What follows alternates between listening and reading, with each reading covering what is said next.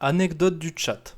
Je pense qu'on devrait toujours en faire dans le sens où le MJ doit adapter les règles à sa sauce pour qu'il soit à l'aise, les PJ aussi, à moins de très débutants bien sûr, mais sinon fun supérieur aux règles, donc adaptons. La rule of cool, comme certains appellent ça en anglais. Les règles maison pour moi, les règles du MJ sont loi sur la table. Et si certains râlent, je leur répondrai, la loi est dure mais c'est la loi. Duralex, seclex. Après, cela n'empêche pas de le dire à la fin de la séance en débrief, bien entendu, oui. Si certains vous gênent sur une table, certaines règles, même de manière générale, si certaines règles vous gênent, autant en parler et dire, voilà, mais moi cette règle, ça m'handicape, voilà. Je reprends Nullbug parce que c'est un très bon exemple là-dessus. Tu crées ton personnage et tout ça, donc tu te crées un archer, tu dis, ouais, comme ça je vais pouvoir supporter à distance. Ouais, et là, tu t'aperçois que d'un compas de 10 tours, tu as joué 2 fois et tu as passé 1h20 à rien faire. Bah, là, tu vas dire, non, mais c'est pas possible. Enfin, l'arc, je peux pas l'utiliser. J'ai modifié le règle de tir avec. Si tu as tiré correctement, tu recharges dans ton tour. Et si tu l'as dans le carquois, même si tu es un amateur, je considère qu'un amateur, il peut prendre juste un tour pour pouvoir mettre sa flèche comme il faut. Quand tu sais pas mettre une flèche sur un arc, c'est un peu laborieux au début.